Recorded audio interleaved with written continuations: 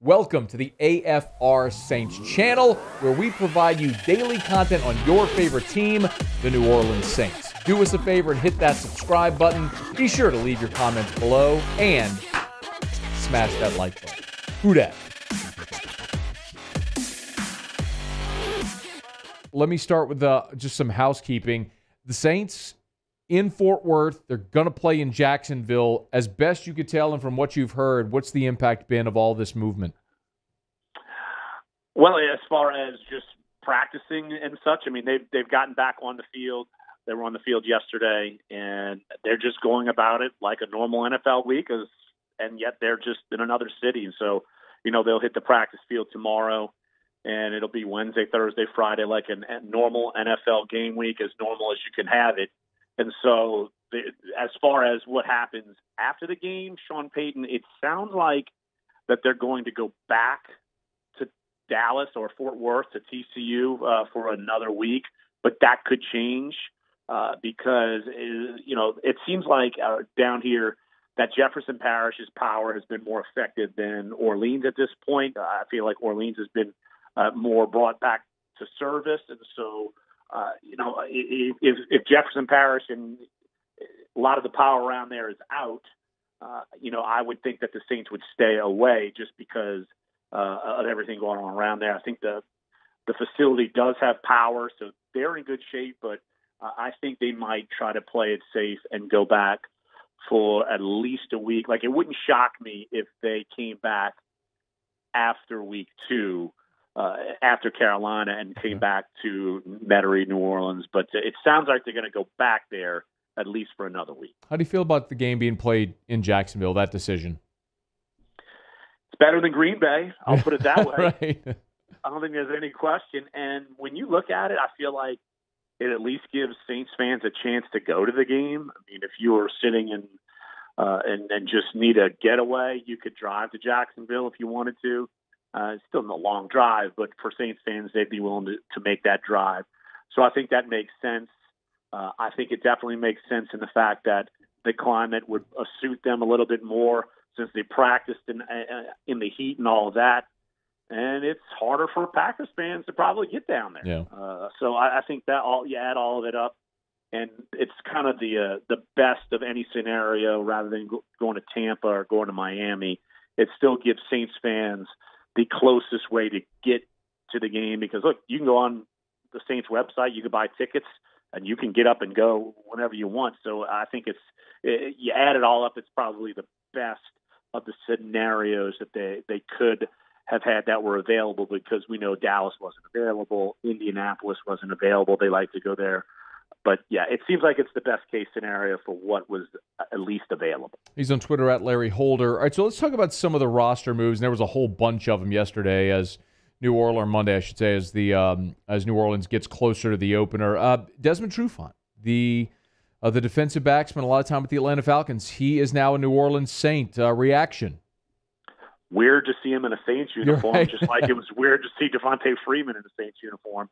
Look, he is there, to me, strictly for depth.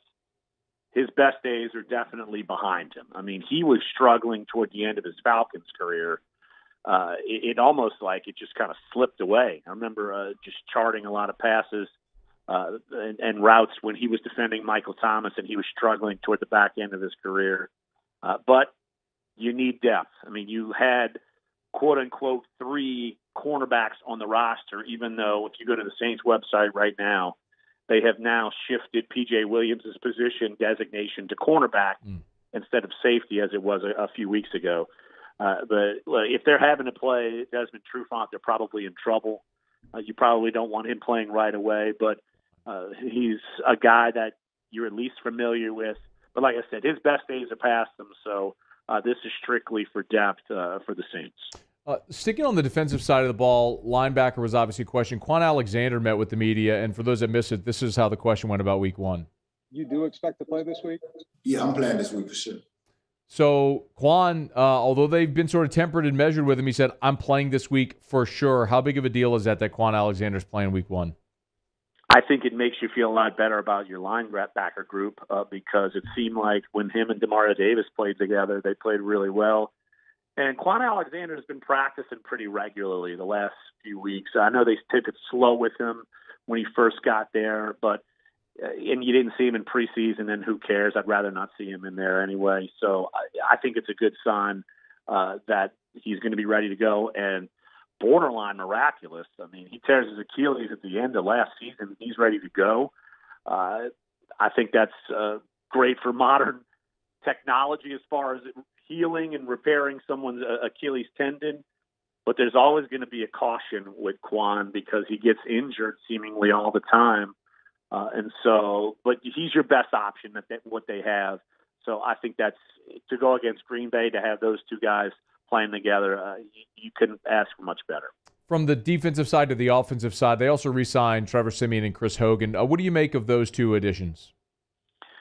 That Taysom Hill will be playing a lot of offense and a lot of special teams, and not necessarily all of that at quarterback, because they're going to roll with 4 quarterbacks. That means Taysom Hill is going to not necessarily be the backup if something were to happen to Jameis in a game, just like the last couple of years, or even last year when Jameis came in instead of Taysom to take over for Breeze for that one half after he got his hand or his ribs banged up. Mm-hmm. And then Chris Hogan, I think it's a good veteran piece to the puzzle. I think it was definitely just roster shifting around. You can release those guys and they don't go through waivers, and you say, hey, look, we'll sign you back in the next couple of days. And so I think they need someone like Hogan just to have like a veteran voice in there because that, as we know, that position group might have some talent, but they certainly lack some experience, and Hogan brings that. Hey, go back to quarterback for a second, Larry. You said they're going to keep 4 quarterbacks. I mean, obviously, Ian Book is the 4th there with Trevor Siemian, and then the 2 presumed starters are Jameis and Taysom. Is Ian Book not going to be just a practice squad member? No, I don't think he is. Now, they might try to pull a sneakeroo in the next week or so and try to put him through waivers, but I think that would be a mistake. I think teams were interested in Ian Book, even trying to trade for him in the preseason. So I think that's something that the Saints, they don't want to let him go through any of that. So, and like I said, with Taysom Hill being more of a position player as opposed to a quarterback, I think they probably feel like they actually have 3 quarterbacks, and Taysom Hill is just this guy you can put in any position group along the offense at this point. Well, it seems like you're wasting a roster spot, no? Maybe not with Book, but Siemian, right? I mean, why? Well, then why don't you just commit to Ian Book as your backup? Maybe now you're not totally ready to do that. It's not like Trevor Siemian was terrible in camp, and it's not like Ian Book was off the charts in camp either. So I think that they wanted to protect Book, but still, like I said, if you're going to have Taysom Hill in there, you're going to get your money's worth because he's making a lot of money this year. So you're going to play him all over the place, and you lost a job. We're going to play you where we need to be fit and roll with that, because I do think that they feel like, look, maybe Ian Book could be something for them. And they don't want to expose that to some other team trying to get him through waivers, because I have a feeling someone would claim him just because teams were interested in him during training camp and the preseason. All right, he's Larry Holder on Twitter, at Larry Holder, theathletic.com/New Orleans. Let's take a few minutes to talk specifically about this matchup with Green Bay. What are there's one very obvious matchup, which I'm sure you'll touch on, but what are the matchups that seem the most relevant come Sunday?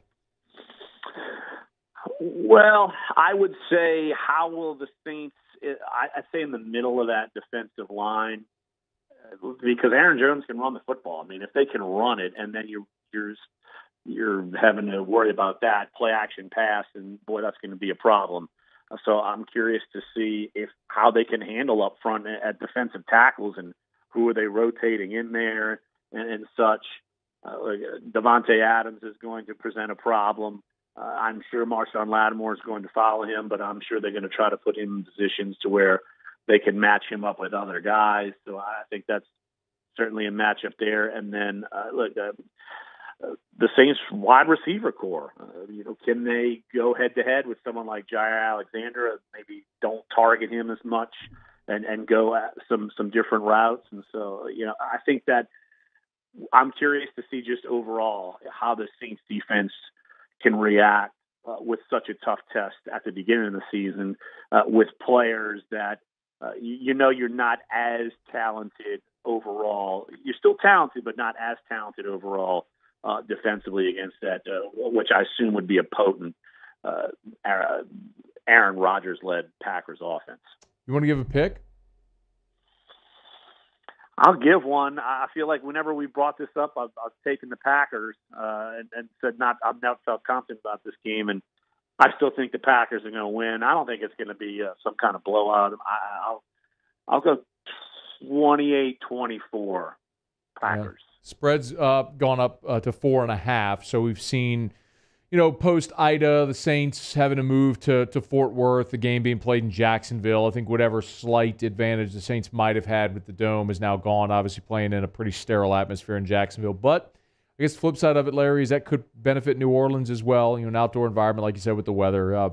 It'll take some heavy lifting to get this done. But I think you might agree the Saints weren't favored to win this game either way. So maybe if post week 2, if you're able to split the first 2 games and then you get back home to a sense of normalcy, maybe that benefits New Orleans?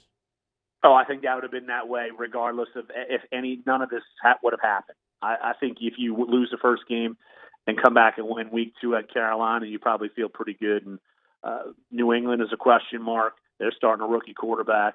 And then you were able to take on the Giants at home. And I still think that this is still a stretch that they can manage. And actually, I think they need to be able to manage this, given, forget about the circumstances. Look, I think the Green Bay game would have been tough anyway, but I think the Saints have viable chances to win every game leading up to the bye week in week 5. Well, week 6 would be the bye week, and it doesn't matter the circumstances. I think the Saints could still be in good shape in that first quarter of the season. He is Larry Holder. He's on Twitter at Larry Holder, theathletic.com/New Orleans. Going to hang out with us each Tuesday here during the football season. We appreciate it, man. We'll talk soon. All right, Matthew. Good talking to you, buddy. Hey, thanks so much for watching. Please leave your comments. I love to interact. And be sure to hit the red subscribe button below.